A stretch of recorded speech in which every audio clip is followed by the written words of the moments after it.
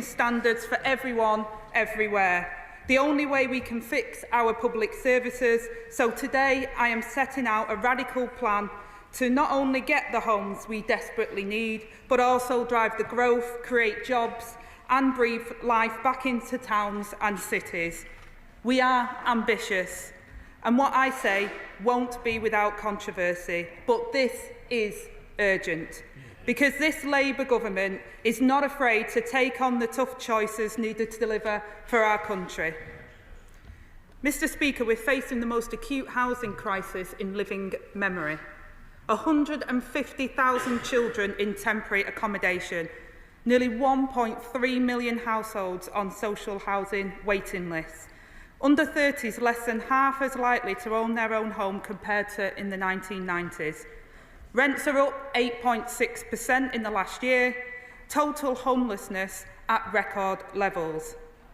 There are simply not enough homes. Those on the benches opposite knew this, but what did they do for 14 years? As my right honourable friend, the Chancellor, said yesterday, they ducked the difficult decisions, they put party before country. They pulled the wool over people's eyes by crowing about getting 1 million new homes in this last Parliament. But they failed to get anywhere near their target of 300,000 homes a year. And in a bid to appease their anti-housing backbenchers, they made housing targets only advisable.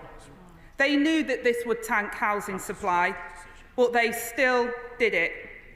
And as I stand here today, I can now reveal the result, that the number of new homes is now likely to drop below 200,000 this year. Unforgivable. This legacy makes our job all the harder, but it also makes it so much more urgent. So today, I'll explain how Labour will deliver the change needed to turbocharge growth and build more homes. And I'll start with housing targets. Decisions about what to build should reflect local views, but that should be about how to deliver new homes, not whether to. Whilst the previous government watered down housing targets, caving into their anti-growth backbenchers, this Labour government is taking the tough choices, putting people and country first. For the first time, we'll make local housing targets mandatory, requiring local authorities to use the same method to work out how many homes to build. But, Mr. Speaker, that alone is insufficient to meet our ambition. So we're also changing the standard method used to calculate housing need, so it better reflects the urgency of supply for local areas. Rather than relying on outdated data, this new method will require local authorities to plan for homes proportionate to the size of existing communities. And it will incorporate an uplift where house prices are most out of step with local incomes. The collective total of these local targets will therefore rise from some 300,000 a year to just over 370,000 a year. Now, some will find this uncomfortable, and others will try and poke holes. So I'll tackle the four arguments head on. First, that we're demanding too much from some places. To this I say, we have a housing crisis and a mandate for real change, and we all must play our part. Second, that some areas might appear to get a surprising target. Well, Mr. Speaker, no method is perfect, and the old one produced all sorts of odd outcomes. Crucially, ours offers extra stability for local authorities. Third, that we are lowering our ambition for London. I'm clear we're doing no such thing. That London had a nominal target of almost 100,000 homes a year based on an arbitrary uplift was absolute nonsense. The adoption of the London plan has a target of around 52,000, and delivery in London last year was around 35,000. The target we're now setting for London, roughly 80,000, is still a huge ask. But I know it's one that the Mayor is determined to rise to, and I met with him last week about this. Fourth, some will say a total of 370,000 is not enough. To this I say, ambition is critical, but we also need to be realistic. I want to now move to the green belt.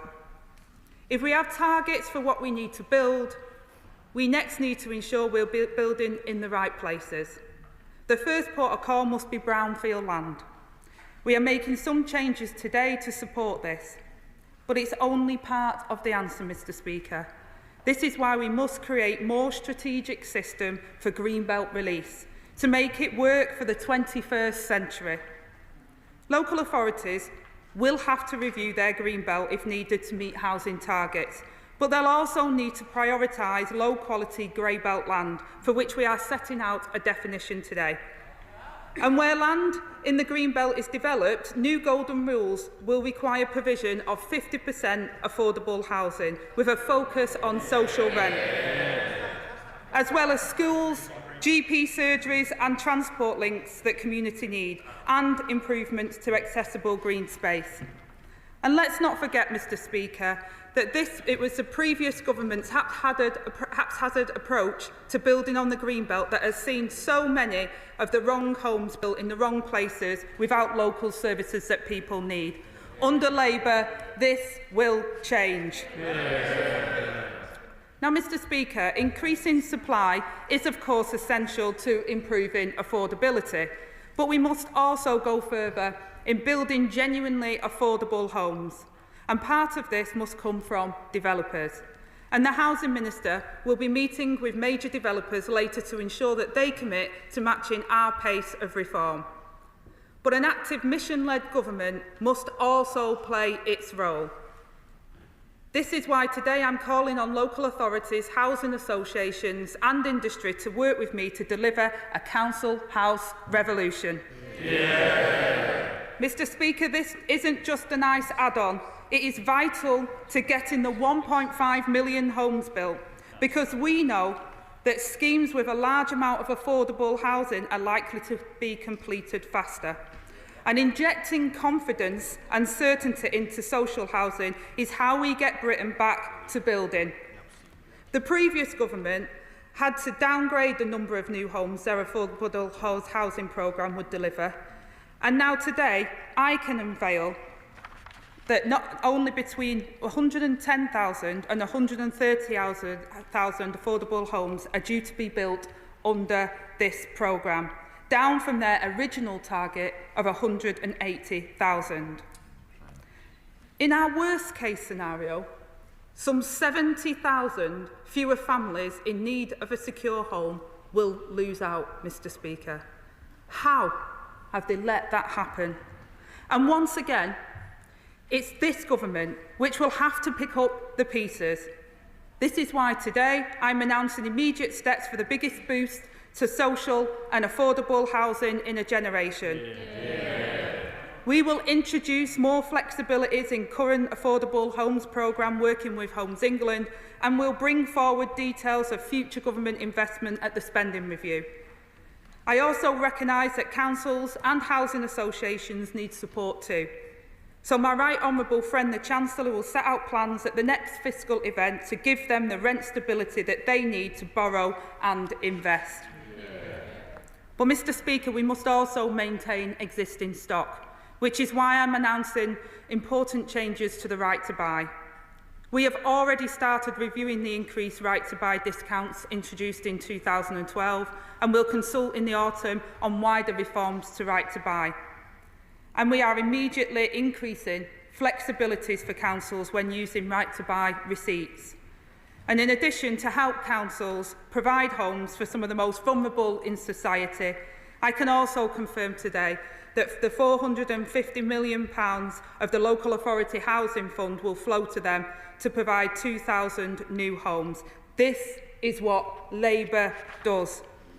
Mr. Speaker, these reforms are key to realising our wider growth ambitions.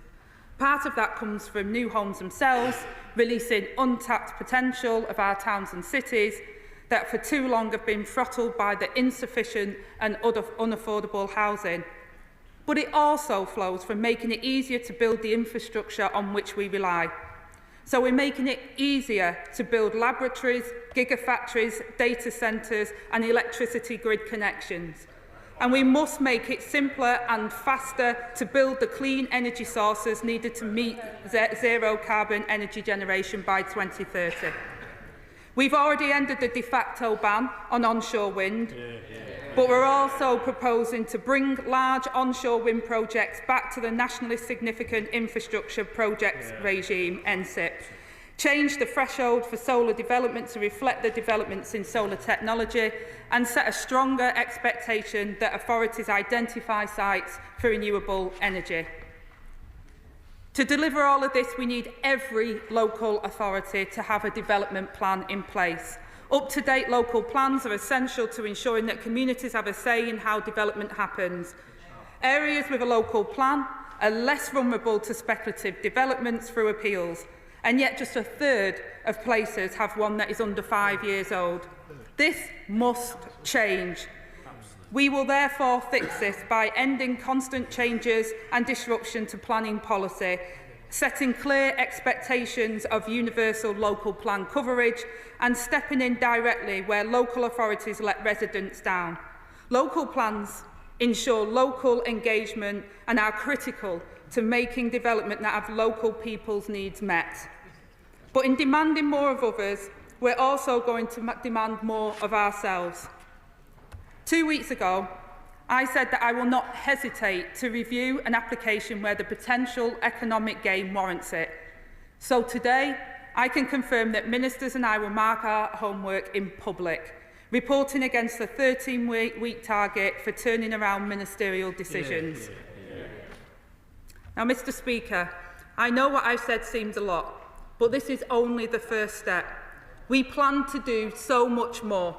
We'll introduce a planning and infrastructure bill that will reform planning committees so that they focus on the right applications with the necessary expertise, further reform compulsory purchase compensation rules so that what is paid to landowners is fair but not excessive, enable local authorities to put their planning departments on sustainable footings, streamline the delivery process for critical infrastructure, and provide any legal underpinning that may be needed to ensure that nature recovery and building works hand in hand. We'll also take the steps needed for universal coverage of strategic planning within this Parliament, which we will work with local leaders to develop and formalise in legislation. And shortly, we'll say more about our plan for the next generation of new towns. And because we know that this crisis cannot be fixed overnight, in the coming months, the Government will publish a long-term housing strategy for how we will transform the housing market so it delivers for working people. These are the right reforms for the decade of renewal the country so desperately needs, and we will not be deterred by those who seek to stand in the way of our country's future. The honourable members opposite may say this cannot be done, but I say that once again, I'll prove them wrong. This Government will build 1.5 million homes that are high quality, well designed and sustainable. We will achieve the biggest boost to affordable housing for a generation, and we will get Britain building to spur the growth that we need. And I commend this statement to the House. I now call the Shadow Secretary of State just to say if you could name between 7 and 8 minutes. Just up to you. Shadow Secretary of State, Kemi Bennell. Thank you, Mr. Speaker. And can I echo the Right Honourable Lady's comments regarding the appalling incident in Southport? We on this side of the House send our deepest condolences to the families of all of those who are impacted. Mr. Speaker, having listened to her statement, I have many questions. I know that the Right Honourable Lady won't be able to answer all of them, certainly not in the time that we have today. So I hope that for those questions that she doesn't have the answer to now, she'll be able to provide written answers within a month and before the end of the summer recess so that we can pick up quickly when we return for her department's oral questions in the next parliamentary term. Mr. Speaker, the Labour Party has a mandate to deliver what they promised in their manifesto. As a party which has governed for most of the last 100 years, we respect that mandate, and it is our job, as His Majesty's loyal opposition, to scrutinise their plans and ensure that Labour are saying what they mean and, more importantly, doing what they say. But with that right to deliver their manifesto come many responsibilities. Labour now have a responsibility, unlike in a manifesto, they have a responsibility to be crystal clear about what they actually want to do to avoid prolonged uncertainty.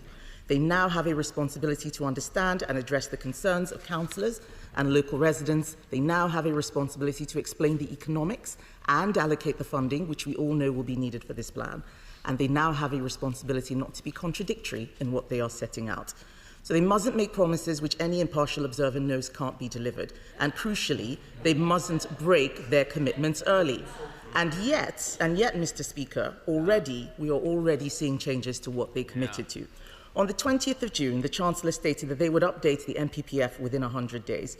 So why is Labour now briefing that it will be before the end of the year? That's a lot more than 100 days. They've just started, they're already changing their targets. So will the Right Honourable Lady confirm that the MPPF will be updated and in effect by mid-October, the deadline that they set for themselves? They are proposing an 8-week consultation over summer holidays for their updates to the MPPF. This is the third set of updates that we will now have in a year. In the previous consultation on the MPPF in 2023, we had 2,600 responses. How will they have a meaningful consultation, which is what the legislation requires, that respects the input of local planning authorities and others? There will be legal challenges. Are they ready for them?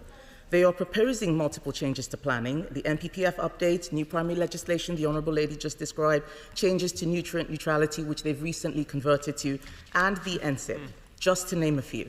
So the Right Honourable Lady says she wants to end constant changes and disruption to planning policy. That's great, but how is she going to avoid creating years of uncertainty and making it harder for local authorities and developers to build new housing as all of these changes are worked through? As I said to her the last time we sat opposite each other, these things do take time and these things are not as straightforward as she is laying out.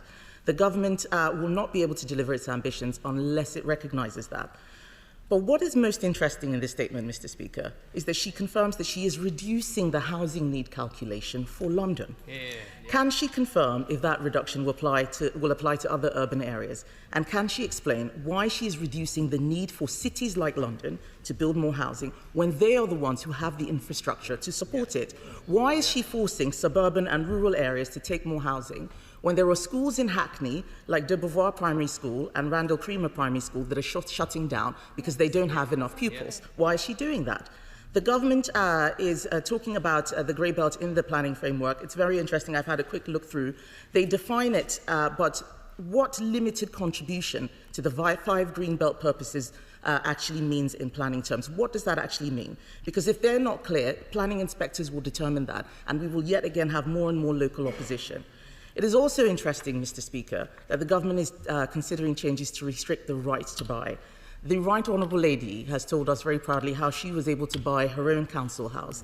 Can she, at least one certainly, can she confirm to us that following these changes, young people across England will still be able to exercise the same right to buy that she herself had in 2007?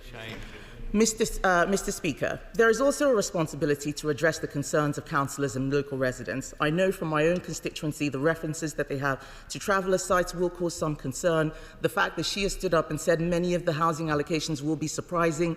This is very difficult for local councils and local communities to deal with. Where is the respect for local decision making? We're not saying that they shouldn't be ambitious, but they're going to have to take local government in hand when they do this. They say they want to impose exacting mandatory housing targets on local authorities. When we had the advisory target, it was so that councils could make sure that they could do better, not do worse. So it is wrong for her to claim that this was us removing mandatory housing targets. Councillors have repeatedly told me that they are afraid that they will be forced, under a duty to cooperate, to sacrifice their own green spaces to take the housing need that the urban leaders who are her friends fail to meet. So what's she going to say to reassure leaders in places like Bromsgrove, Wychavon and South Staffordshire? And what penalties will she apply to local leaders like Sadiq Khan who fail to meet their housing need requirements? What happens when the mayor fails to meet even these reduced targets that she has set for him? She's already let slip that she is ditching the requirement to ensure that beauty is a key part of housing, something that I was actually very proud that the previous Conservative government put at the heart of our planning reforms, because local people do want beautiful housings. So now she's telling us that she's going to be replacing what they want with a requirement to meet 1.5 million ugly houses instead. Why on earth would they take out something? Why on earth would they take out something which means so much to local communities? People deserve to live in beautiful homes, and the fact that the Labour Party doesn't care about that shows exactly how they're going to develop their policies. Their responsibility to explain the economics and set out how they will fund their proposals is also quite key. They need to ensure that the MPPF has a new growth-based approach, they say, but that's already in the MPPF. She would know if she had read it. I bet she hasn't. The Chancellor effectively killed off some major NSIP schemes on Monday, like the Arundel bypass. Is there all this talk of prioritising infrastructure, energy projects, just a way of dressing up cuts to other kinds of infrastructure? Where is the economic analysis that her department has undertaken on the housing market? Yesterday, we all saw the Chancellor come to the dispatch box, claim not to have understood the pressure on public finances and how it was also difficult. We warned repeatedly during the election. They say one thing and they do another. They said they weren't going to raise taxes. Now we can see what they're planning. But the Chancellor did not say anything about the impact on housing. So now I'm asking the Right Honourable Lady, on behalf of the British people and local authorities, what it means for them. Is she going to follow the same playbook, pretend she didn't know what it costs to build affordable housing, or to change the planning system and impose more costs for builders, home buyers and renters? These are just a few of the questions that the government will need to answer, and I'm sure colleagues across this House will have many more questions for them. But the government is in danger of choosing the worst of all worlds, not addressing basic economics of house building, centralising decision-making, and when you look at all that, it looks like the 1.5 million homes will be a distant aspiration rather than a meaningful target. Thank you. Well, let me start by welcoming the Right Honourable Lady to her place, and can I wish her luck for her leadership campaign now she's confirmed she's running. The best of luck. So it was her ambition all along to be leader of the opposition, not mine. I must say, the Honourable Lady seems to be taking to opposition very naturally. I think she'll find herself comfortable for a long, long time on those benches. I mean, the Right Honourable Lady had a lot to say in her response, and I'll come to the substance of it in a moment. And I know that the Right Honourable Lady's already put quite a few written questions in, and I look forward to many more from her once she's had a chance to read and digest her brief after the election. But it felt like there was a couple of things I'm not quite sure she understood. Firstly, and this is critical, the British people kicked them out of office in a landslide victory. And secondly, why was that? So let me just remind her. The government in which she served has left us to clear up the mess. They crashed the economy and trashed our public services. They bankrupted Britain and they covered it up. They knew that they threw the book at the doctors and then they doctored the books. She keeps speaking about the Tories' record on housing, but I'll remind her again. Year after year, the Tories failed to keep their housing targets. She speaks about the Mayor of London with their bizarre figures that they set for the Mayor. Every single year, the Conservative government failed to meet their own target, talking of promises that they can't keep. I'll come to the Right Honourable Lady's question on the MPPF consultation. It starts today, Madam Deputy Speaker, for 8 weeks, and we're asking people to engage. It's an incredibly detailed consultation because we mean business, and it wouldn't come to any surprise that the work needed to be done after the disaster of the last Tory government that ripped up the National Planning Policy Framework and made a right mess of it. The former Tory Secretary of State handed back 1.9 billion of vital funds. The Right Honourable Lady talked about the Affordable Homes grant. The last Secretary of State handed back 1.9 billion funds to the Treasury. So we will be making it more flexible, working with Homes England to get the homes that we need. The party opposite... supposed to be answering the questions. They are the questions. No, they're the bits I've written, actually, in regards to her questions. The party opposite is now talking to themselves and not the country. And they talk about, and the Right Honourable Lady mentioned chaos and uncertainty. I really don't know how they can say that with a straight face after the chaos and uncertainty we've had. Countless housing secretaries not knowing what was going on. And there is increases, Madam Deputy Speaker, in answer to the question. In every inner city area, there is increases in the targets.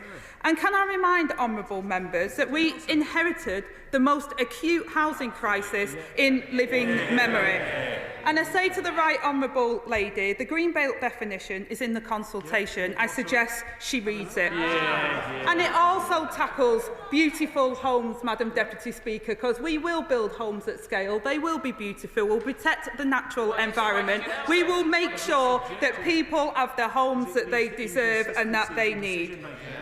And I come to the point the Right Honourable Lady made about councils and representing council leaders. I find that astonishing because the council leaders that I've spoke to were absolutely overjoyous with the fact that the Tories were kicked out, because the council leaders say to me that they have been left with a dire situation, an absolute dire situation. I know the members opposite like to think it's just Labour councils, but councils across the whole political spectrum have been left in a disaster situation because the party opposite did not build the homes that people need. We have a homelessness crisis in this country. We have a crisis where people under the age of 30 cannot get homes now. It is impossible for people to get on the housing ladder.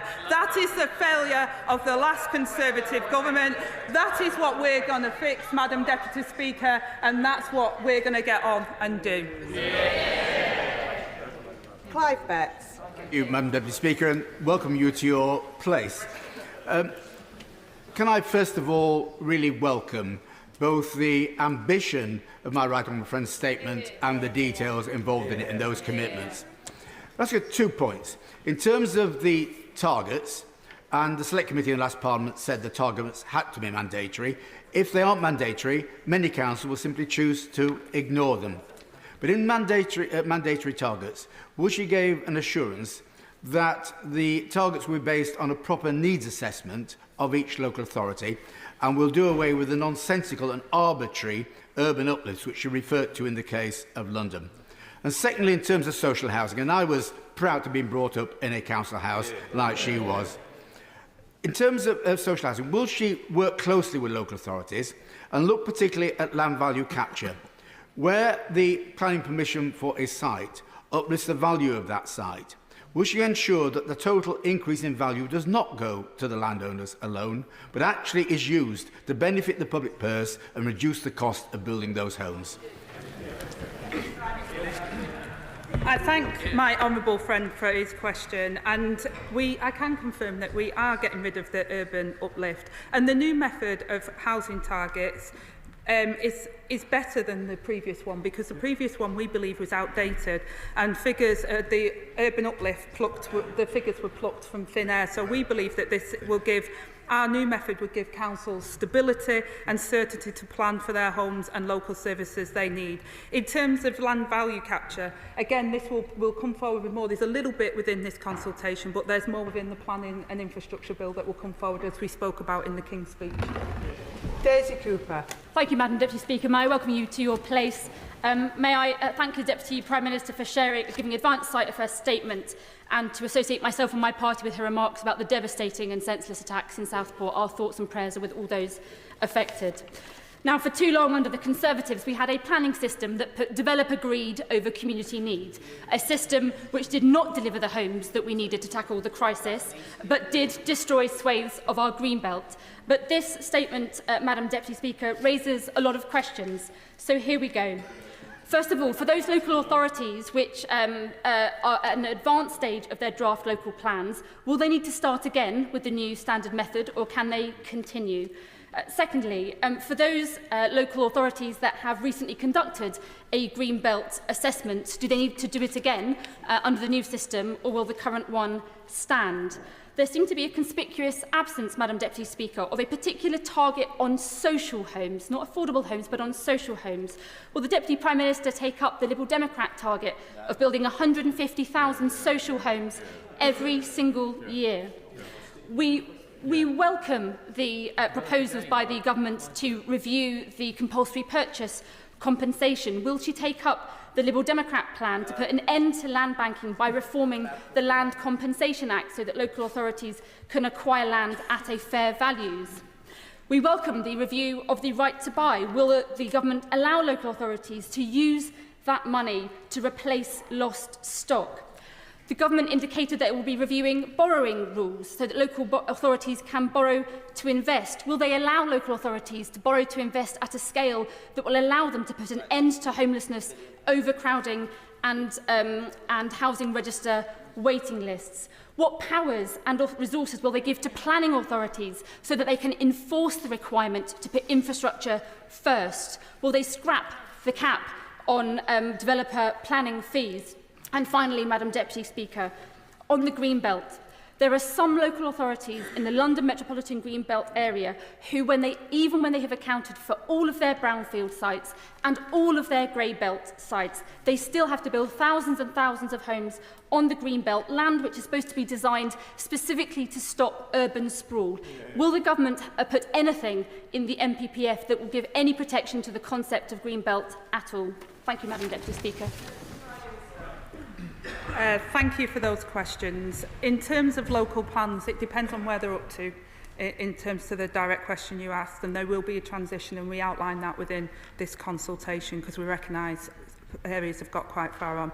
And in terms of where that's up to, it very much depends on what the difference is between what their local plan says and what we've asked, and we outline all of that in the consultation as well. We've been fair to those that have already done the work, so where that work has already been done, it's just about updating it and not disregarding where people already have local plans. But I say to the Honourable Lady that a third of areas have up-to-date local plans, so I would impress on all members of this House to speak to their local authorities to ensure that they have a local plan, because that is how we critically make sure that people feel engaged as part of that process, and we protect areas of Greenbelt and other areas by ending the speculative developments that we see. In terms of social homes numbers, again, I talked about the flexibility in the Affordable Homes Grant. There's stuff within the consultation here about the right to buy, which I recognise, and how the council and also housing associations can borrow to bring up their stock. I recognise the problem we face with the homelessness crisis, and it's something that I'm particularly keen to tackle. We also talk about the compulsory purchase orders, and again we're doing a consultation on that because we think that that needs to be dealt with. We will also bring forward some of the other issues within our planning infrastructure bill. Planning will be strengthened. We've already announced 300 extra planners, local planners. We'll strengthen 106. We'll have an accelerator task force for those stalled plans, stalled sites that we have. And again, where there is a release of grey belt, they will be the golden rules that I outlined. So therefore, we will expect a lot from developers when they're in use of that. And also, we consult on fees as well within this consultation period. There is a lot within this consultation, but I believe that it will make a significant difference with engagement with local areas and to make sure that we meet the housing target that we need and that the country desperately deserves. Rachel Hopkins. Deputy Speaker, too many families are housed in substandard, overcrowded flats created through permitted development rights, such as former office block conversions. So will the Deputy Prime Minister give families in my constituency of Luton South and South Bedfordshire some hope for the future by confirming Labour's commitment to good quality, affordable family houses, including council houses, under her proposals? I thank my honourable friend for that question, and she's absolutely right.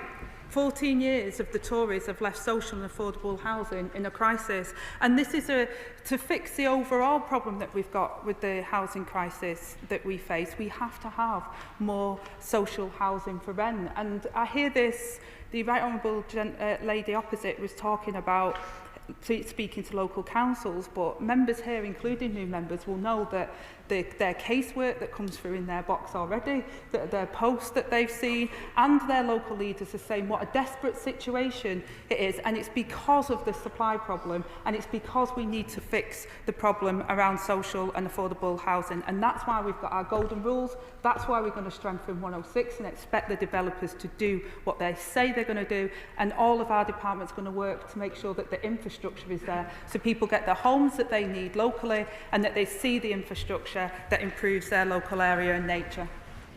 Desmond Swain. New Forest District has its local plan recently agreed on the basis of a local housing need. When will it be required to reopen that assessment on the basis of her new algorithm and that target become mandatory? Well, the short answer is when the next point when it updates. But as I said before in my answer to the Honourable Lady, those that have an up-to-date local plan won't be made to start again. So it's good, and I commend the Honourable Gentleman's local authority for having an up-to-date plan, because that is the best way to have consultation with your local area and provide the housing that local people need. And that's what this government wants to do, working with local leaders, working with mayors to make sure we deliver the houses that local people want and deal with the crisis that they face. Paula Barker. Thank you, Madam Deputy Speaker, and can I congratulate my Right Honourable friend for making a superb statement. My Right Honourable friend knows that she will have strong support on these benches for building homes that she has identified that we particularly need in Liverpool to tackle homelessness, rising costs and the huge waiting lists for social housing. But councils will be reluctant to build if they know they will simply end up in the hands of private landlords who exploit the right to buy. So I welcome her review into the higher discounts imposed by the last government. And can she assure me that this will be a rapid review? Because with the mess that she's inherited, there is no time to waste in clearing this up. I thank my right honourable friend for that question, and again, short answer is yes, it will be a rapid review.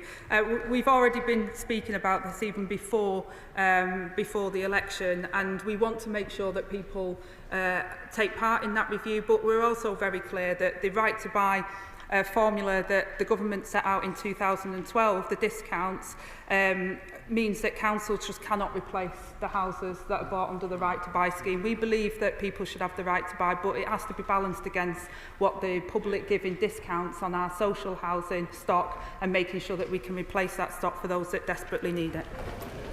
Paul Holmes. Thank you, Madam Deputy Speaker. This announcement, quite frankly, will be a disaster for my Hamble Valley constituency.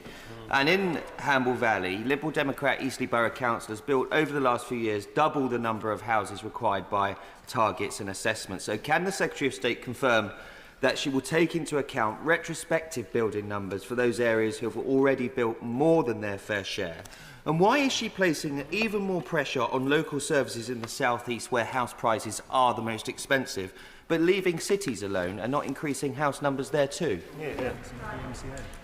Well, I say to the honourable gentleman, they do increase. They do increase, and the new method that we'll be using is based upon what stock and also the affordability. So I ask the honourable member to look at the consultation on it, because what we want to do is be honest that if there is a particular shortage, and there's many areas that has a particular shortage, that we have to be building those homes.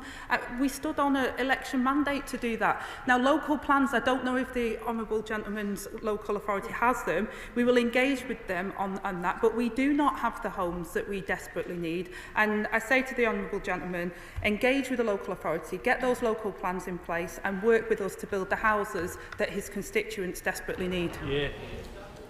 Liz Twist.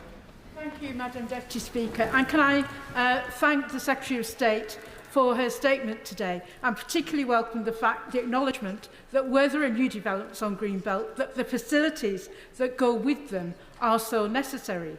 But can I ask the Secretary of State what steps should be taken to ensure that local communities can hold developers to account for the protection of our habitat and open spaces when they come forward with plans?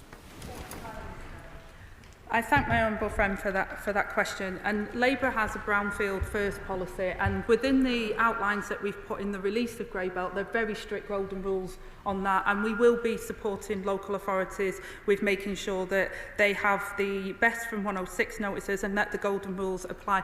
I actually think that the consultation that we put out today with the proposals for the national policy, the MPPF, the proposals that we're putting within the MPPF will actually strengthen the release instead of that haphazard way that we've seen it at the moment. And we'll also see the kind of homes that people desperately need in their areas that are affordable to them, including homes for social rent. Kit Malthouse. Thank you, Madam Deputy Speaker. Could the Secretary of State confirm two things? One, where local residents have complied with her coming mandatory targets through a neighbourhood plan rather than a local plan, that neighbourhood plan will reign supreme and will not be trampled over by planning inspectors subsequently. And secondly, that protected landscape, what used to be called an area of outstanding natural beauty, of which my constituency is 80%, but now called national landscape, that will also still be of significant protection within the planning system. Yes, I can confirm that neighbourhood plans will remain and also that the protections remain. I think it's really important, and again what we're saying in terms of the release of the Greybelt is that it has to be for the benefit of local natural spaces. We want to see areas where people can, within walking distance, have access. Many people do not have access to those areas. They're inaccessible on the Greenbelt, but we will be protecting, as we have always done, and there's no change to that, areas of natural beauty and parks, etc. Emily Darlington. Thank you, Madam Deputy Speaker. As the new MP and former Cabinet Member for Housing of arguably Britain's most successful new town, Milton Keynes. No way. I welcome today's statement. It is exactly what we've needed to hear. The struggles and the conflicts that we've had trying to deliver the housing that people in Milton Keynes need has been enormous and a real waste of resource, to be quite frank. But we need not to only build new houses, but to build new communities. Will she meet with me and Milton Keynes City Council so we can discuss how we can help deliver this essential mission so that everyone has a place to call home? Well, can I welcome the member for Milton Keynes to her place? I've visited Milton Keynes quite a number of times, and what a fantastic example of a Labour new town. And I think the honourable member has already been quite pithy in getting a meeting arranged with my housing minister, and I look forward to hearing more about how we can learn from Milton Keynes and have the next generation of new towns coming forward. Richard Ford. Thank you, Madam Deputy Speaker, and I'd like to welcome the consultation on the National Planning Policy Framework. One of the documents that was circulated to colleagues today was an MPPF with track changes, and buried on page 55 there's a footnote that says that this following sentence is proposed for deletion. The availability of agricultural land used for food production should be considered when deciding what sites are most appropriate for development. That's in the existing MPPF. It is proposed that that's taken out. The UK is only 60% self-sufficient for food, down from the mid-80s when we were 78% self-sufficient. Is the government taking enough account of self-sufficiency in food? Yes, and we believe that it's already considered within the MPPF, and there's already guidance on agriculture land as well, and in particular high-grade agricultural land. So we believe the protections are already in there in terms of food. Mark Ferguson. Thank you, Madam Deputy Speaker, and I want to congratulate the Deputy Prime Minister on her statement today. slightly disappointed with some of the comments from the Conservative benches, but I hope the Deputy Prime Minister will reject them as the British people rejected them on the 4th of July. Madam Deputy Speaker, like the Deputy Prime Minister, I am fortunate enough, like most people who have a mayor in England, to live under a Labour mayor. Will the Deputy Prime Minister work with me, work with Labour mayors, including her own and my own, and councillors and members of this place, to ensure that we get the right kind of developments in the right places? I thank my honourable friend for that question, and he's absolutely right, because what we're trying to achieve today, and the legislation we'll be bringing forward as announced in the King's Speech, is about how we strengthen local consultation.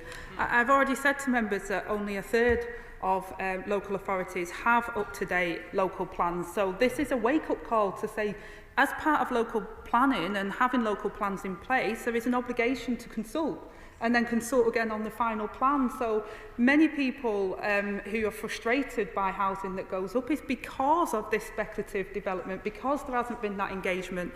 So what we're proposing today, and we've already met with mayors, we've met with council leaders, this is a push that has come not just from local leaders and mayors, but from the voters. I believe that's why we won as large as we did at the general election, because people want to see that change. So we know that that engagement has to continue. We know that we have to work with local leaders and mayors to make this plan a reality, and we're going to work with them to make sure that we get those homes and we get the infrastructure and that we get the next generation of social and affordable housing that the people of this country need.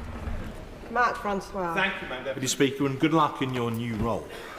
It is possible to have successful development, but from experience, it has to be something that you do with people and not to people. This is the latter. These pernicious top-down targets have the practical effect at ground level of setting one town against another, one village against another, and one local community against another. And given the Chancellor's statement on public spending yesterday, who will pay for the tens of billions of pounds of infrastructure that would be required to make all of this work? All experience shows that on development and house building, the man or the woman in Whitehall really does not know best. Yeah. Why then are you going back to the old, failed way of doing it, which will not work? Yeah. Prime Minister.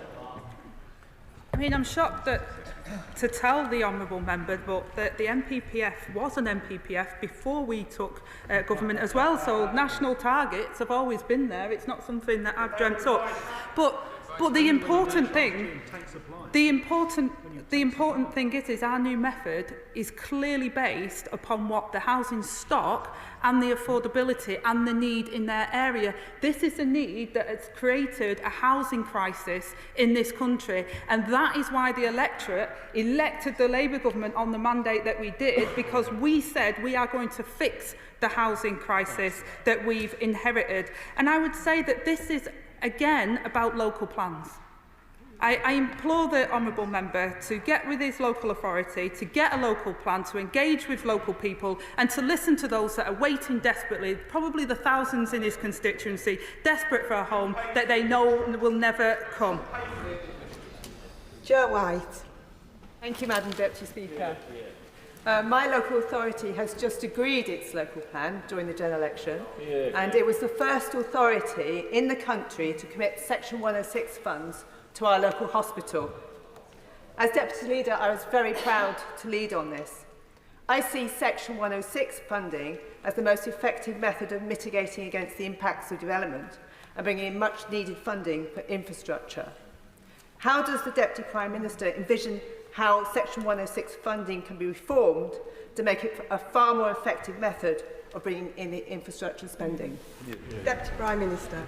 Well, can I congratulate the honourable member, not just for her getting to this place, but also for the work she did previously, and also congratulate the local authority for the work they've done on having a local plan, and also that making sure that they did get what they needed out of the Section 106. And she's absolutely right to say that it's important, because those health needs, whether it's GP services, hospitals, schools, or whatever the infrastructure is, Section 106 plays a very important role, and it needs to be strengthened. We talk about it in here a little bit. We talk about the golden rules that we will apply if grey belt is released, but we'll be working with our department to ensure that local authorities are given the resources they need and the expertise from here, so that we can make sure that they get the best out of 106 notices. James Wilde. Thank you very much, Madam Deputy Speaker. Thousands of new homes are planned in Kings Lynn in my constituency, but that development requires transport and other infrastructure. So will the Secretary of State work with the Transport Secretary and the Chancellor to unlock the funding for the A10 West Winch Housing Access Road so that development can proceed? Deputy Prime Minister. Well, again, there is a challenge that we have inherited, and I hope that the honourable member's area has got a local plan when it comes to what they're requiring, and therefore they can push for part of their infrastructure as part of their Section 106. So I'll happily engage through the Minister on that particular issue, but I'm wondering whether the honourable member was in the chamber yesterday and realised what a mess his government left us in. Sarah Owen. Thank you, Madam Deputy Speaker, and I welcome you to your new place. Can I start by thanking the Deputy Prime Minister for the speed at which she and her fantastic team are tackling the housing crisis. It is welcome news in Luton North, where my surgeries have been consistently full of people struggling in overcrowded housing, facing skyrocketing rents for substandard conditions.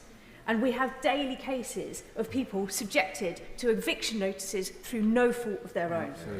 Does she agree with me that the government's new plans to build genuinely affordable housing and for this council house revolution to start can't come soon enough for towns like mine? Prime Minister. I thank my honourable friend for that question, and I think she articulates what many members across the House, even members opposite, will recognise in terms of the challenges that we face. And this issue has been ducked for 14 years by the Conservatives, and in fact it went backwards because of the changes they made to the MPPF in last year. And that's why we're making absolutely no bones about the fact that we do mean to deliver, and that's why this consultation is so important and why we've put that out there now. And I say to honourable members, we do intend to move at pace. People who are in temporary accommodation, 150,000 children that haven't got a home to call their home. I think about that every single night and think there isn't a day that we can afford to waste in terms of dealing with that situation for them. And I promise them across your constituency and everybody else's that I'll do everything I can to make sure that they have a home. Lee Anderson. Thank you, Madam Deputy Speaker. Now then, I welcome the news of a council house revolution. And we all know that the Deputy Prime Minister is a little bit of an expert when it comes to council housing. But can she confirm that priority will be given to British families, veterans and pensioners? Deputy Prime Minister.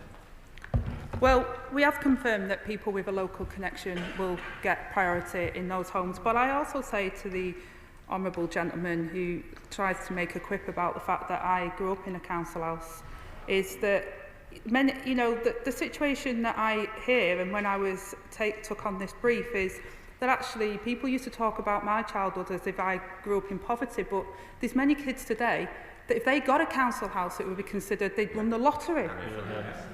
Those children today can't have that. So we will build the homes. We will prioritise that people locally can get them, and we'll make sure that first-time buyers get first dibs as well. There's a number of measures that we're putting in place to make sure that the homes that are built are there for the people that need it. Ben Goldsborough. Madam Deputy Speaker, residents in Heatherset, Mulbarton and Loddon have sadly had all their fingers burnt by the old planning policies that were in place from the previous government.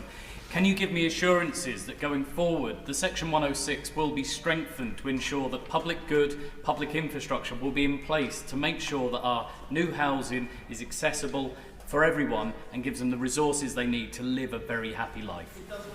Deputy Prime Minister. There is parts of this consultation which does look at how we can strengthen 106, and we want to do that in conjunction with local authorities. We are also bringing forward at a later date through this Parliament, which I mentioned in my statement, about strategic planning and also the planning and infrastructure bill. So this is the start of the process, but we know there's a lot more to do, and I look forward to your engagement with that.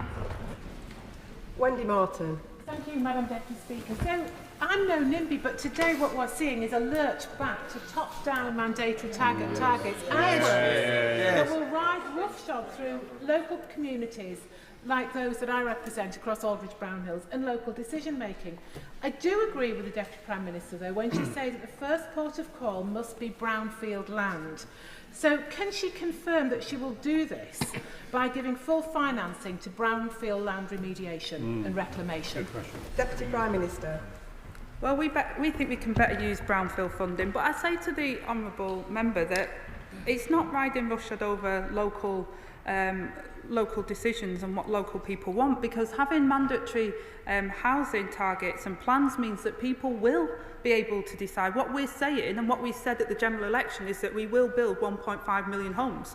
We said that really clear, and we have a mandate to do that. We think the new method for housing targets works better. We think it will deliver for people, including the affordability test, and therefore we will deliver the houses that her constituency needs, and I would encourage her to engage with that process with her local authority. I am planning to end this statement around 20 past, sir. Could you please help each other by keeping questions short? I call Rachel Maskell. Thank you, Madam Deputy Speaker. This has to be the most important statement I've heard since being in the House, and York has really suffered with the proliferation of luxury accommodation, second homes and short-term holiday lets, so I welcome this so much. Could she say what steps can be taken for plans, developers currently with plans in the system, so that we can pivot to ensure that we hit the targets that we need for having the affordable and social housing we desperately need right now? Deputy Prime Minister.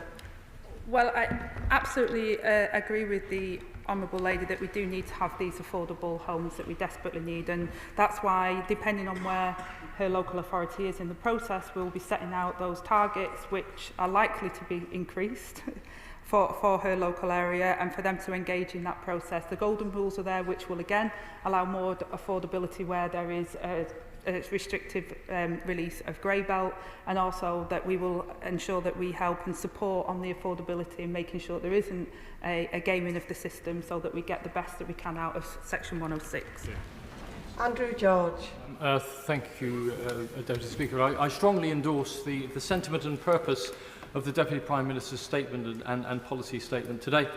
She's aware that the planning system is, as others have said, fuelled by greed rather than need. And in a place like Cornwall, which is not NIMBY, it's one of the fastest growing places in the United Kingdom, it's almost trebled its housing stock in the last 60 years, and yet the housing problems of local people have got worse. So my question to the Deputy Prime Minister is that house building targets are a means to an end, and surely it would be far better in places like Cornwall that those targets be set on addressing the need rather than simply allowing developers to fill their boots. Yeah.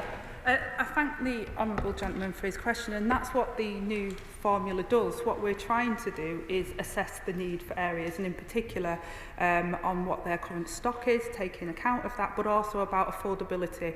And I suspect Cornwall has a particular challenge with that as well. But what we're hoping to do as part of this as well is strengthen the plans on Section 106, the new Homes Accelerator Task Force, which will help get those sites that have already got planning permission moving forward. And by working across Rayner, we'll go about to deliver the infrastructure that people want as well, because that is the other big issue that keeps coming back, is where we have speculative sites or release of greenbelt, or where there is big housing in an area, that the infrastructure is incredibly critical to that point, and that's what we need to overcome, and that's what we're clear that we need to do as a government. Helena Dollymore.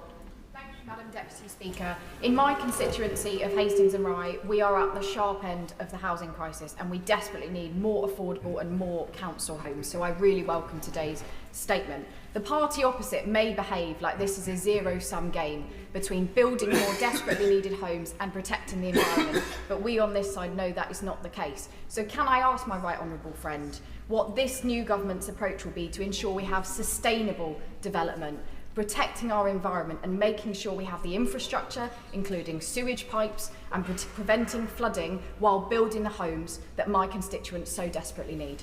Deputy Prime Minister.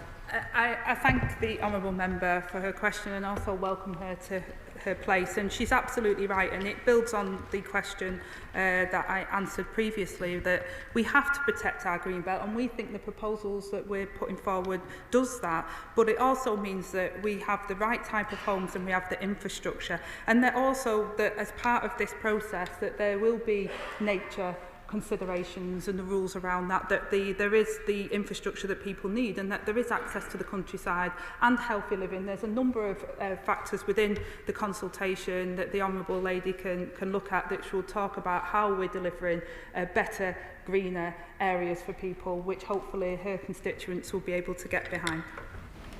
Sir Roger Gale. Thank you, Madam Deputy Speaker. It's good to see you in that chair. I'm not sure whether the Secretary of State has discussed her proposals with the Secretary of State for Agriculture or the National Farmers Union, but the answer that she gave earlier in relation to food production was risible. What she's actually announced today is effectively a recipe for disposing of the land that will be needed to feed our children and our grandchildren. Yeah. And just before she goes ahead with this, could she tell the House how many planning consents have been granted, are sitting there unbuilt out, and shouldn't we be using those first? Deputy Prime Minister.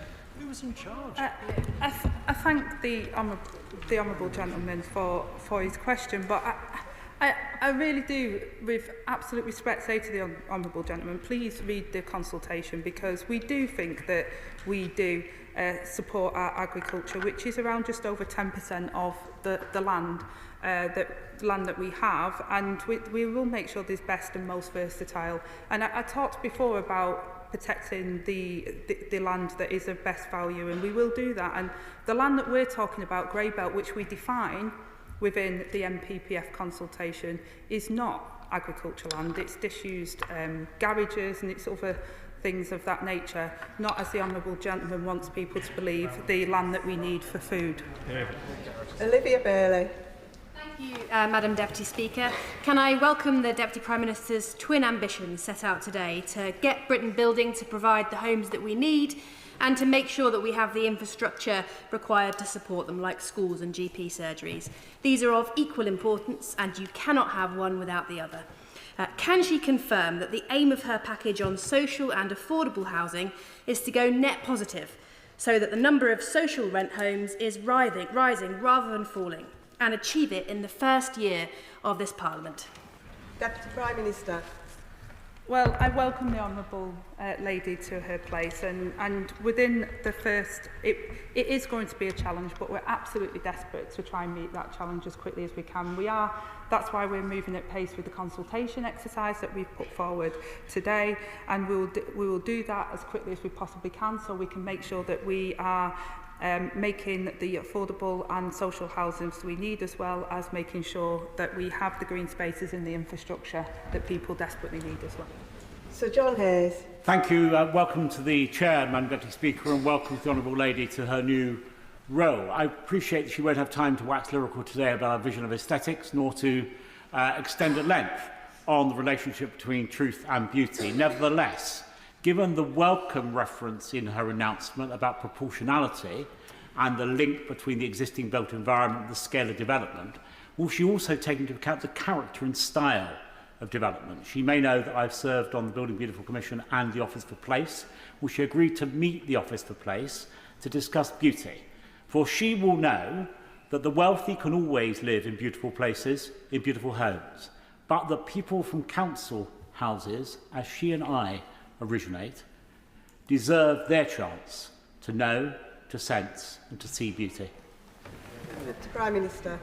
Can I thank the honourable gentleman for his comments, and I absolutely agree with everything that he says, and I know the Minister will be meeting shortly with all of stakeholders, and I think he's got a meeting with those that you've just mentioned as well in the coming days. But I would love to work with the honourable gentleman to make sure that we build the houses that people deserve, whether those social affordable housing or any other housing. They should be beautiful, they should have character and style, and we're determined to make that happen. Now Shabar Khan. Thank you, Madam Deputy Speaker, and can I also thank my right honourable friend, the Deputy Prime Minister, for her statement and the focus that she has rightly given to the delivery of genuinely affordable homes, which will provide much needed housing security to many of my constituents in Gillingham and Rayner. But recognising some of the immediate homelessness challenges felt by local authorities, can she detail how the plans she has announced today relieve pressures on homelessness and temporary accommodation? Deputy Prime Minister. I thank my honourable friend for that question, and she's absolutely right to talk about homelessness and the pressures that local authorities face, and it's this issue in particular that I feel quite personal about, because the amount of stories I've heard, not just since I've been in the shadow role as previously, but in the role that I am fortunate and humbled enough to have now, is that we cannot continue with the homelessness crisis.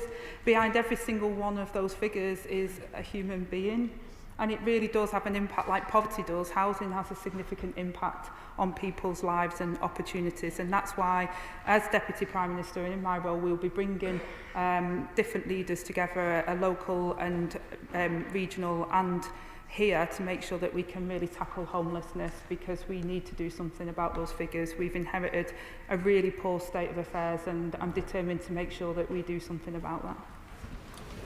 Adrian Ramsey. Thank you, Madam Deputy Speaker, and thank you to the Deputy Prime Minister for her statement.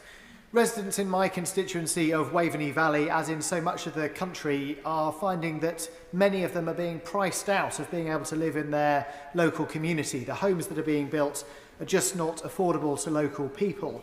So I welcome the statements today on affordable housing, but could the Deputy Prime Minister set out, of the 1.5 million homes that she's pledged to build, how many does she expect to be affordable, and in particular, how many does she expect to be council homes? And could she also set out what action will be taken to address the fact that we have 1 million empty homes in this country? To Prime Minister. I thank the honourable member for his comment. It's really difficult to set out in detail at a particular local level, because it's subject to obviously Section 106 and the type of demand. That's why local plans are really important, and us supporting that. But I would refer him to the consultation document on, for example, the release of Grey Belt, which talks about a minimum of 50% of affordable. And again, that depends upon what local need is. You have to try and get the balance right, because if local areas are saying we need X, and then I say, well, you're going to have Y, then that's a challenge. But what we have said is that if the Grey Belt is released, that 50% must be affordable. That can be chosen by the local area. If they say, I want a particular amount of social rents, that they can put that in there. And I would say that, again, looking at the document, looking at the methodology that we're using, I think, and looking at the affordability test, I think that that makes things much better in terms of giving a number and a figure that reflects the realities of people in the local area. Alistair Strathern. Thank you, Madam Deputy Speaker. May I too welcome you to your place. The Deputy Prime Minister will be all too aware the extent to which the current planning system is failing communities like mine. Not building the affordable homes people are crying out for, not delivering the infrastructure my growing communities need, and not even protecting some of the most nature-rich parts of our countryside. Because while the opposition benches might not like to hear this, under the last government, Greenbelt approvals, often haphazard, increased tenfold, while brownfield approvals halved. Yeah. Will the Deputy Prime Minister reassure my constituents that her golden rules will ensure brownfield and greyfield sites are truly prioritised, and infrastructure and affordability is prioritised too, to finally deliver growth that works for communities like mine? Yeah. Deputy Prime Minister.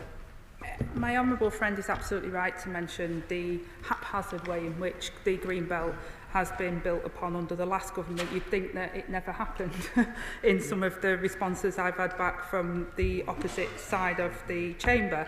But I'm clear that brownfield should always be the first port of call, and that's why we've been making brownfield development easier within the MPPF, and that we'll also be taking firm action to limit the scope of gaming and consulting on how to stop developments who have paid over the odds for land using that as an excuse for negotiating their Section 106 contributions down. So there's a number of measures, including our golden rules, that will make sure, hopefully, we push towards brownfield, and that the release of grey belt has to be within our golden rules.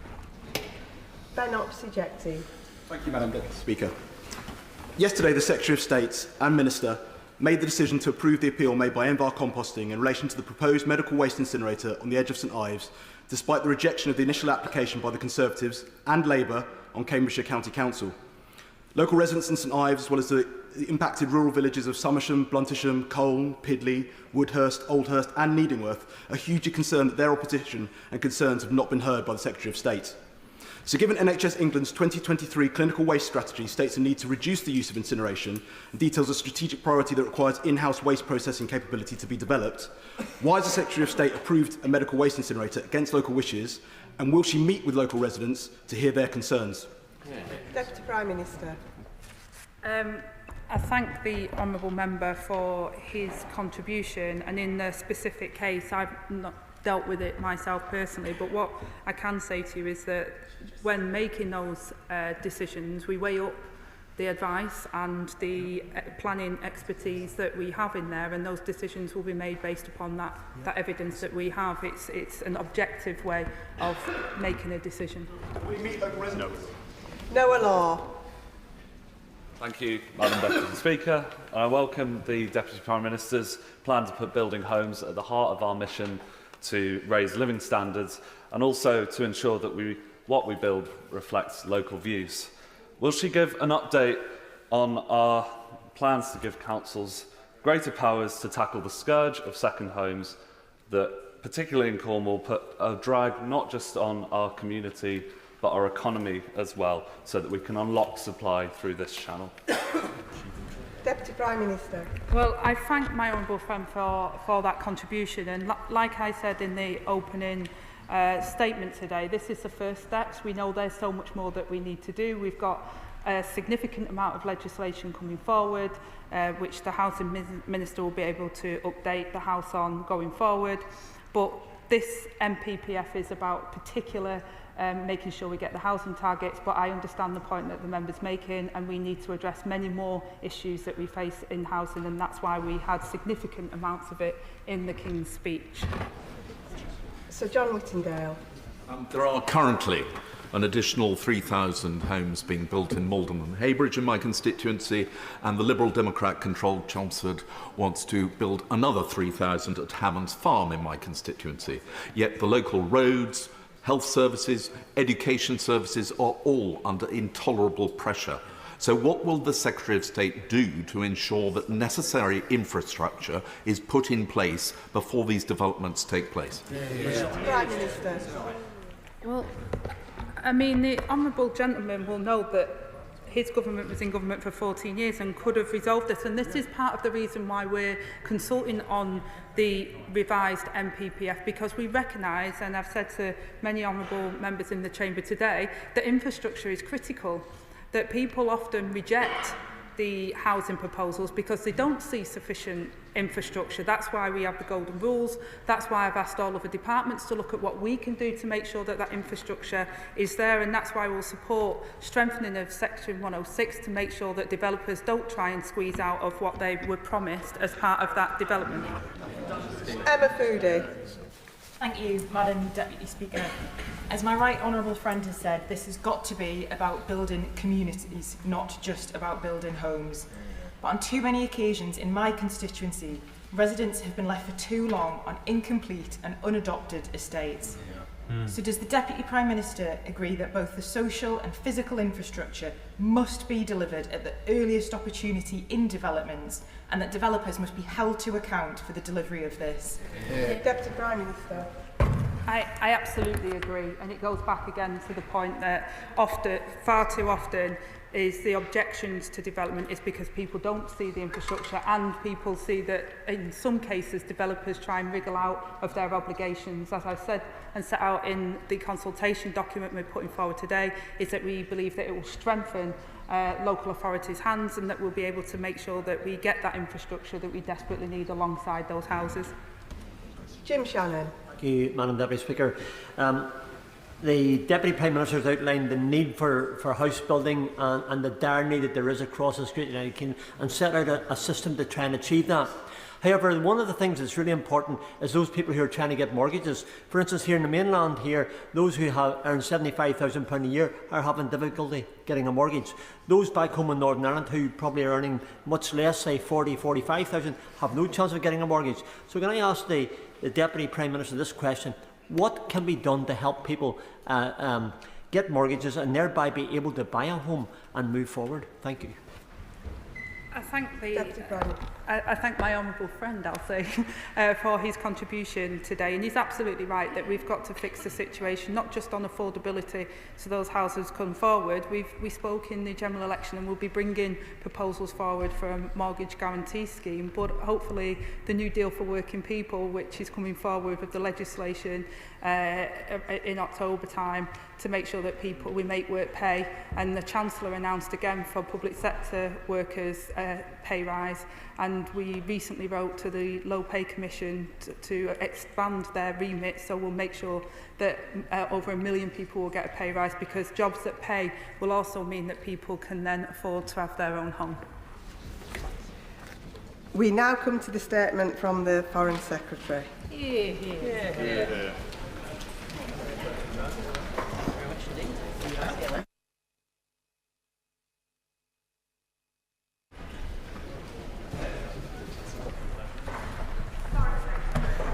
Madam Deputy Speaker, with permission, I want to make a statement on the situation in Lebanon. On the 27th of July, Hezbollah launched a series of rockets into northern Israel and the occupied Golan Heights. Tragically, in Majd al-Shams, one strike killed at least 12 civilians, young people, one just 10 years old, who were playing football. I expend my deepest sympathies to their families and to the Jewish community as they grieve for their loved ones. The government is unequivocal in condemning this horrific attack and calling on Hezbollah to cease their rocket strikes. This atrocity is a consequence of indiscriminate firing, paying no heed at all to civilian life. This attack is part of an intensifying pattern of fighting around the Israeli-Lebanese border. For months now, we've been teetering on the brink. The risk of further escalation and regional destabilisation is now more acute than ever. At the end of my first week in office, I spoke to Lebanese Prime Minister McCarthy, and yesterday I called him again to express my concern at this latest incident. I've also visited Israel and discussed the situation with Prime Minister Netanyahu and Foreign Minister Katz. And I will visit Lebanon as soon as the circumstances allow. We support Israel's right to defend itself in line with international humanitarian law. And as I said before, they are in a tough neighbourhood, threatened by those who want to see their annihilation. Over 40, including 24 civilians, have now been killed by Hezbollah strikes in northern Israel and the Golan Heights. And tens and thousands of Israelis have been displaced from the area, while in Lebanon, over 100 civilians have died and almost 100,000 are displaced. A widening of this conflict is in nobody's interest. Indeed, the consequences could be catastrophic. That is why we continue to press for a diplomatic solution based on UN Security Council Resolution 1701, which called for a long-term solution based on the disarmament of all armed groups in Lebanon, no foreign forces in Lebanon without its government's consent, and no armed forces other than the UN and Lebanese government troops deployed south of the Litani River near the border with Israel. It is why, even in the face of serious provocation, our council is restrained. We welcome the Lebanese government's statement condemning violence against civilians and urging the cessation of all violence. We continue to support the Lebanese armed forces. The UK has provided more training and equipment to 4 of its land border regiments, and we're working intensively with the United Nations and our partners, including the United States and France, to encourage de-escalation. Madam Deputy Speaker, with our partners, we will do all we can to prevent the outbreak of full-scale conflict, but the risk is rising. I therefore want to underline the government's advice to British nationals. We advise against all travel to the north of Israel and the north of the Golan Heights, and against all travel to Lebanon. There are frequent artillery exchanges and airstrikes. Tensions are high and the situation could deteriorate rapidly. My right honourable friend, the Prime Minister, chaired a COBRA meeting this morning, and I'm working with Foreign Office consular teams to make sure we are prepared for all scenarios. But if this conflict escalates, the government cannot guarantee we'll be able to evacuate everyone immediately. People may be forced to shelter in place. And history teaches us that in a crisis like this one, it is far safer to leave while commercial flights are still running, rather than running the risk of becoming trapped in a war zone. My message then to British nationals in Lebanon is therefore quite simple: leave. Madam Deputy Speaker, the tensions on the Israeli-Lebanese border are one aspect of a wider crisis in the Middle East. Across the region, we see evidence of malign Iranian activity in their support for Hezbollah, Hamas, Houthis and other groups whose actions destabilise the region and who show scant regard for the death and destruction this causes. This government is committed to working alongside our partners to counter Iranian threats. Meanwhile, in Gaza, fighting continues.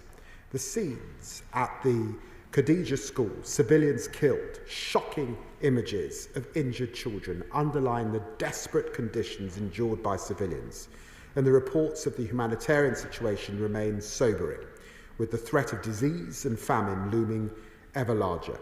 This government continues to do all it can to provide relief to Palestinian civilians. I recently announced new funding for field hospitals run by UK Med, who have treated more than 60,000 Gazans since the conflict began. And we've restored funding for UNRWA, providing 21 million in new funds to the agency, able to deliver aid at the scale needed. But what is urgently needed, Madam Deputy Speaker, is an immediate ceasefire. All the hostages must be freed. The fighting must end, and much, much more aid must get into Gaza. A ceasefire would not only alleviate the suffering in Gaza and secure the hostages' release, it would also reduce tensions across the region, helping to prevent an escalatory cycle in Lebanon and offer hope of renewed peace processes between Israel and Palestinians. As I said in the House in my first appearance as Foreign Secretary before this dispatch box, we are committed to playing a full diplomatic role in efforts to secure a just and lasting peace. Our overarching goal is clear: a viable sovereign Palestinian state alongside a safe and secure Israel. Madam Deputy Speaker, we do not want to see more civilians killed, more innocent lives cut short, but the risks are clear. We are urging de-escalation of the current crisis while ensuring we are prepared if diplomatic efforts do not succeed, with a clear call today for all British nationals in Lebanon to leave immediately. I commend the statement to the House. Sharon Foreign Secretary Andrew Mitchell. Madam Deputy Speaker, I would like to thank the Foreign Secretary for advanced sight of his statement. This is indeed a matter of profound concern and gravity for us all. The tragic and senseless attack in the Golan Heights over the weekend must be met with full, unequivocal condemnation. Children and young people innocently playing football with bright futures and the rich tapestry of life ahead of them had their lives cruelly snatched away. My thoughts, and I'm sure the thoughts of the whole House, will be with their parents, siblings, friends, and all those affected by this monstrous act. Madam Deputy Speaker, the risk of further escalation across the blue line is real, and the government is right to take it seriously. We do not want to see a widening of this painful conflict, and the opening of a new front would be in nobody's interest. If we are to avoid it, all involved need to show restraint. We should be crystal clear that includes Hezbollah. Let nobody forget this is a proscribed terrorist organisation which has no regard for human life, human dignity or human rights, and nobody should be in any doubt about Hezbollah's intention towards the world's only Jewish state. And Hezbollah supports Hamas, another proscribed terrorist organisation, which has also inflicted appalling suffering, with the worst atrocity committed against Jewish people since the Holocaust and the Second World War. Hezbollah must cease its attacks right now. That message must be aimed at Tehran too. The government must use the communication channels that we have with Iran to be extremely firm with the regime. Iran must use its influence to rein in its proxies and stop destabilising the Middle East. But beyond stern words, we must use all the tools at our disposal to disrupt malign behaviour by Iran and its proxies like Hezbollah, including tough sanctions to crack down on finance sources and flows of weapons. Sanctions must also demonstrate that terror group leaders cannot escape the consequences of their action. The government must also rally the international community to collectively reaffirm its commitment to implementation of UN Security Council Resolution 1701, because that is critical for a long-term peace. If I may, I'd like to press the Foreign Secretary on three specific points. First, what steps is he taking to amplify the advice that he has already and rightly given so clearly, that British nationals in Lebanon should leave now? What is he doing in country to get the message across and make information on how to leave quickly and easily accessible? What steps is he taking to look after the interests of the Foreign Office and other dependents in Lebanon? Secondly, does he have an estimate of how many Brits are actually in Lebanon? And thirdly, what discussions has he had with key partners in the region who, like us, wish to see a destabilising escalation averted? Madam Deputy Speaker, I would like to conclude by making a broader point. We are clearly at a critical point in this conflict. We could see Hamas accept the deal on the table, which would see a pause in the fighting, a return of the hostages, a flood of aid, and the space created to bring about the conditions for a sustainable peace. Or we could see the suffering in Gaza grind on and a dangerous escalation along the blue line. This is the time to be putting maximum pressure on Hamas, as we have been discussing today, and on Hezbollah. It is also the time to remain in close dialogue with Israel and maintain our position as a trusted partner, because that is critical, whether for getting more aid into Gaza or for urging restraint by Israel. The Foreign Secretary will have heard concerns in recent days about what many of us perceive as a shift in the government's approach to our close ally Israel, including in relation to the International Criminal Court. The Foreign Secretary gave me an answer on that point in oral questions earlier today. We should make clear, Madam Deputy Speaker, that while recognition of Palestine is important and does not need to be at the end of the process, it equally cannot be at the start of the process, where it could be seen as a reward for violence and for terror. I do hope that going forward the government will not only continue to work to avoid an escalation along the blue line, but also maintain this close relationship with Israel. The trust and friendship that exists between the UK and Israel matters because it allows us candidly to discuss all aspects of the current conflict with Israeli counterparts at the very highest levels, in addition to using our influence as a member of the United Nations Security Council. Thank you, Madam Deputy Speaker. Foreign Secretary. Well, Madam Deputy Speaker, I'm grateful to the Right Honourable Gentleman for the tone and the cross-party nature in which he made his remarks. He knows better than many in this House how serious it is dealing with any crisis that might escalate at this time. He's absolutely right to draw the relationship between Hezbollah, Hamas, the Houthis, with Iran. Of course, we keep our sanctions regime under review, but he's right to press the case about the Axis, and he's absolutely right that, of course, we keep all channels open, those that we have with Iran. He'll be pleased to know that I spoke to Prime Minister Mizrani. We talked about the Blue Line.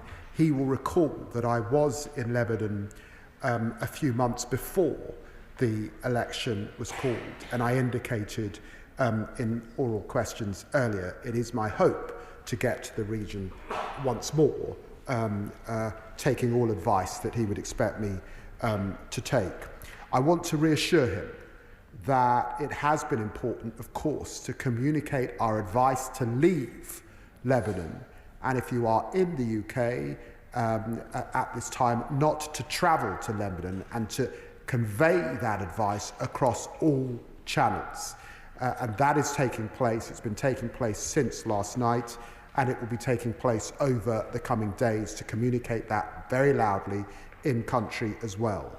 He will also note that we have begun the registration scheme that allows UK nationals to register their presence in Lebanon so that we know where they are, Madam Deputy Speaker. Of course, we keep the safety of our consular staff in close review, particularly with the dangers that exist with missiles being fired in this way on both sides.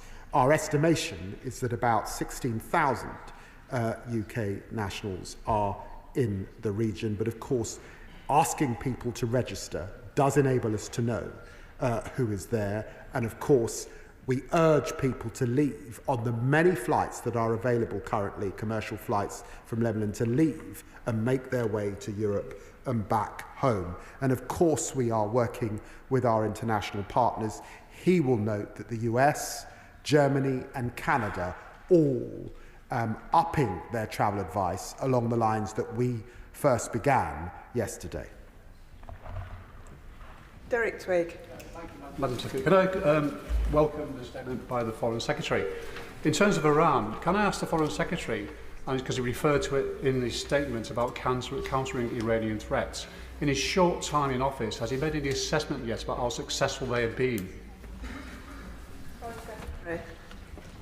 Well, can I say to my right honourable friend that we are clear-eyed that Iran continues to destabilise the Middle East through its military, financial and political support for its proxies and partners, including Iranian-aligned militia groups in Iraq and Syria, Hezbollah and Yemen and the Houthis in Yemen, and we continue to work with international partners to encourage de-escalation and a long-term peace and security in the Middle East. Lib Dem spokesperson Richard Fraud. Thank you, Madam Deputy Speaker, and I welcome the Foreign Secretary's statement and his advice to British nationals, which seems like a very wise precaution and could potentially involve us not having to evacuate British citizens in the future. I join him in condemning the Hezbollah strike in the Golan Heights, which killed 12 Druze children, and our thoughts go out to their families. But now we find the region on the precipice that many of us have feared since the 7th of October last year, the escalation of the dire conflict to another front, with Israel's Minister Smotrich warning of an all-out war with Hezbollah. The UN Special Coordinator for the Middle East peace process has urged maximum restraint and the immediate cessation of rocket fire across the Blue Line. We welcome that call and urge the UK government to work closely with regional powers to do whatever we can to de-escalate the situation. So my question to the Foreign Secretary is, has he and have his colleagues engaged with the UN Special Coordinator? And if not, will they do so, given the Special Coordinator's vital role in moments such as these? The Liberal Democrats welcome his call for an immediate bilateral ceasefire to end the humanitarian devastation in Gaza, to get the hostages home, and to open the door to a two-state solution. This is a deeply insecure region, and that insecurity is felt by everybody who lives there, by Israelis, by Palestinians, by everybody. A two-state solution will deliver the dignity and security that they need, and I'm reassured to hear the Foreign Secretary will be making those calls on regional powers when he next visits the region. Foreign Secretary. Well, I'm very grateful to the Lib Dem spokesman for the tone and manner of his remarks. Can I reassure him that I have been in touch with the UN Special Envoy Amos Hochstein? I've spoken to him several times over the past. I intend to speak to him again over the coming days. And as I indicated, it is my hope to get to the region if the security situation allows. And he's absolutely right. An immediate ceasefire is what we need. We need those hostages out and we need the aid in. But on that point of an immediate ceasefire, if we get that ceasefire, if the Biden plan is adopted, then it allows us to see de-escalation across the region. That is why we need to see that plan adopted by both sides as soon as possible. David Pincher, distinguished. Thank you, Madam Deputy Speaker. And may I take this opportunity to welcome you to the chair. I welcome the Foreign Secretary's statement on Hezbollah's horrific attack and his condemnation of the awful strike in Majd al-Shams. What steps will the Foreign Secretary take to put maximum pressure on Hezbollah to cease its rocket attacks for good? Foreign Secretary. Well, I'm grateful to the honourable gentleman. We've got a long-standing no-contact policy with Hezbollah. However, we of course continue to speak to the government in Lebanon as fragile as that government is. We condemn Hezbollah's destabilising activity, and we do obviously coordinate very closely with regional partners, some of whom are in contact with Hezbollah. Sir John Hayes. Thank you, Madam Deputy Speaker. Welcoming the Right Honourable Gentleman to his place. He's not technically speaking a Right Honourable friend, but he's a personal friend of mine since my original attempt to stop him being elected in Tottenham many years ago. Thank him for his statement today, Madam Deputy Speaker. He knows well there are many moderate and measured voices in Lebanon and in the Lebanese diaspora too, and I'm glad that he's emphasised the close relationship between our government and our armed forces and the Lebanese army. Will he agree to meet a small group of people who have been associated with the all-party group, of which I've chaired? As you know, Madam Deputy Speaker, all-party groups are reforming as we speak. But there is a group of parliamentarians that have been part of that all-party group. It would be very useful for us to meet him to discuss what more can be done across the House to support the efforts he's described today. Well, Madam Deputy Speaker, over my 24 years in this place, the strangest of friendships are struck up across party lines. And so, of course, I will meet with the honourable gentleman and the group, because this is a very serious issue, and I know that this is a cross-party issue that all members of this House will want to see de-escalated. Clive Betts. Thank you, Madam Deputy Speaker, and I welcome my right honourable friend's statement, and we must deplore the loss of civilian life, particularly children, on either side of the divide. So welcome his calls for de-escalation in Lebanon and for repeated calls for an immediate ceasefire in Gaza. But looking ahead to the long-term peace, to a two-state solution, how does my right honourable friend deal with the comments of the Israeli Prime Minister the other day, who said that Samaria and Judea are an integral part of Israel and they're not occupying the West Bank? In that situation, hasn't the government got to get on with recognising a Palestinian state rather than waiting for the Israelis to come round to the view it's acceptable to them? Secretary. Well, I'm very grateful to my very good friend who has been championing these issues now for many, many years. And of course, this last period has been of huge concern to him and to his constituents. I was horrified by the degree of expansion that I saw in the West Bank a few weeks ago, more in the last year than we've seen in 20 years. The violence is unacceptable, and the tone and the rhetoric and the statements from some members of the government, I think, is very alarming indeed. And so, as he would expect, I did press these issues with both the Israeli Prime Minister and the Israeli President, and we keep the situation in the West Bank under close review. Brendan O'Hara. Thank you, Madam Deputy Speaker, and I thank the Secretary of State for prior sight of his statement, and I share his deep concern as to where the region currently finds itself. He will not need reminding that in the immediate aftermath of the Hamas atrocity of October the 7th, the international community allowed Israel to blur those vitally important lines between legitimate self-defence and a lust for revenge. As a result, Israel has acted with impunity, and 40,000 civilians are dead, and Gaza has been reduced to rubble. So what discussions has he had with Israel and our international partners to ensure that, heaven forbid, should this conflict escalate further, that all those involved know and understand and accept that revenge and legitimate self-defence are not the same thing under international law, so we avoid in 9 months' time having another 40,000 civilian casualties? Foreign Secretary. Well, can I say to the honourable gentleman, it was very important for me to visit the occupied territories and Israel within the first week in office. We said this in opposition and we say this again in government. Of course, given the hostages that are still in Israel, Israel has a right to defend itself, but it is a qualified right. It has always been within international humanitarian law.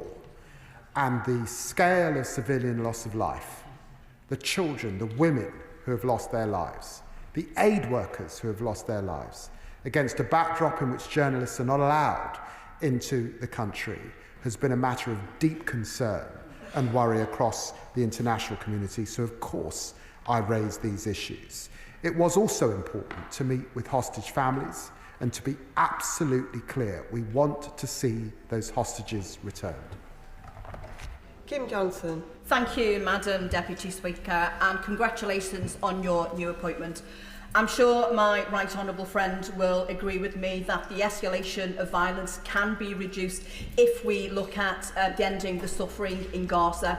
At a briefing I attended today with Oxfam and Medical Aid Palestine, they talked about how Israel were using water as a weapon of war. People have 4.7 litres of water per day to wash, clean and cook, and that is less than a toilet flush. So I welcome the position that we've taken. We've moved, greatly, but does my honourable friend agree with me that we need to go much further and much faster? Secretary. Well, my honourable friend is right. The issue of water, waterborne disease, we now have polio setting in, and of course we've had the famine because the lack of desalination is a very, very serious issue. That's why it was important to take the decision in the first days of office to restore aid to UNRWA, also to increase the amount of funds available to UK Med and to do more to open up field medical sites across Gaza. We will continue to press the aid issue in Gaza. I think it is important that the Rafah crossing is opened also, which would alleviate a lot of suffering.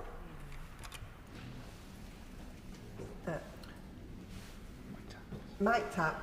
Thank you, Madam Deputy Speaker, and thank you to the Foreign Secretary for your calls for de-escalation and a ceasefire, which of course should include the release of all hostages to ensure that we get more humanitarian aid in and a two-state solution. But of course we need to also look at the flow of arms, training and finances from the Iranian regime to the terror proxies of Hezbollah, Hamas and the Houthis, who are working tirelessly to ensure there isn't peace in the region. Foreign Secretary, do you agree that we should be helping Israel as much as we can to defend itself from these groups and their attacks? Foreign Secretary. Well, the honourable gentleman is right. When you look at the scale of rocket fire and missiles and the damage that they are doing, when you think about these poor people away from their homes in northern Israel and boarded up now in hotels for months and months and months, it is important to have in clear view who is supporting these proxies and the arms and the weaponry that is driving a lot of conflict in the region, including by Hamas, by the way. And so for all of those reasons, we do keep sanctions under review. Jeremy Corbyn. Thank you, Madam Deputy Speaker. I thank the Foreign Secretary for his statement today. And obviously, yet more deaths is a tragedy. Every mother and every father grieves for lost children, as do all relatives. But there is an issue here that unless the government and Israel and others accept the ICJ opinions and judgments about the illegal nature of the occupation of the West Bank and Gaza, and of course the illegal nature of the occupation of the Golan Heights, then we're in danger of the conflict getting much worse. The UN Secretary General has called for restraint. Will the British government join him in doing that, but also join him in trying to convene some sort of regional peace initiative in order to prevent this whole thing escalating completely out of control? And finally, does the government reject the Israeli occupation of the Golan Heights? Foreign Secretary. Well, I'm grateful to the right honourable gentleman who I know has taken up these issues over many years in this Parliament. Let me be clear that what I saw and what I continue to see in the occupied territories is unacceptable. He will know that the community who experienced this violence in the Golan Heights are Druze in background, and this is occupation of the Golan Heights as well. I do recognise that. I want to see de-escalation across the board. I want to see a solution along the lines of Oslo and 1967. That is what we all want to get to, a two-state solution. And we will achieve that if we have an immediate ceasefire and we get back to political dialogue and conversation. James Asser. No? Oh, I'm going down for a question. Thank you. Jim Shannon. I always have a question. Sorry, I'm not. Humour's not what this is about, and I apologise for that. I shouldn't have said that. Can I just say that I can thank the Secretary of State very much for his calm and measured statement. It encapsulates, I believe, the temperament and the concern of all of this chamber from both sides, and I thank him for that. The attack at the football pitch in Majid Shams is deadly and full of complete evil. 12 children and young adults were slaughtered. Can the Secretary of State outline what steps have been taken to find the perpetrators, make them accountable, and ensure that the message is sent that these attacks will not bring peace but instead bring further division? And what steps will be taken to assist Israel, whose very existence by Hezbollah is under threat? Hezbollah, of course, the terrorist murderers of innocents that they are, and that they must be neutralised. Thank you. Foreign Secretary. I'm very grateful to the honourable gentleman, and he knows a lot about the issue of terrorism, and it's for that reason that he's used his position on the backbenches always to raise these issues. And he's absolutely right. There will be many people in our Jewish diaspora in this country looking with real fear about the prospect of escalation, worrying about their loved ones. We have updated the travel advice in relation to Israel, and particularly northern Israel as well at this time. And of course, we continue to work with our close ally in partnership in what is a very, very challenging moment. And finally, Mike Martin. Thank you, Madam Deputy Speaker. Illegal Israeli settlements are imperiling the future viability of a Palestinian state, so they undermine the two-state solution. Would the Secretary of State consider issuing a statement that says that if Israel continues to expand illegal settlements, then the UK will immediately recognise the Palestinian state?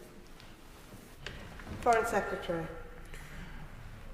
I recognise the huge concern that there is in this House and across the world with the nature both of the expansion and the violence. I've also said that recognition is important as a pathway to peace, and no country has a veto on when and how we do that working with partners. I don't think, however, that the proximity of the two is the right way to go about things diplomatically, and I suspect we would struggle to find other partners that would support us if we did that. I'll now allow some time for the benches to clear before we start our next business. Point of order, Madam Deputy Speaker. May I seek your guidance, Madam Deputy Speaker? I wish to place on record my severe concerns about the government's failure to come formally before the House on their decision to impose VAT on independent schools. Not only have they imposed this policy through a written ministerial statement, but they have now also said that they will charge VAT on any fees that are paid in advance. And WMS is insufficient and purposely prevents the House from debating a policy that affects rural economies. I have 10 independent schools in my own constituency, but also military and SEN families, and both comprehensive and independent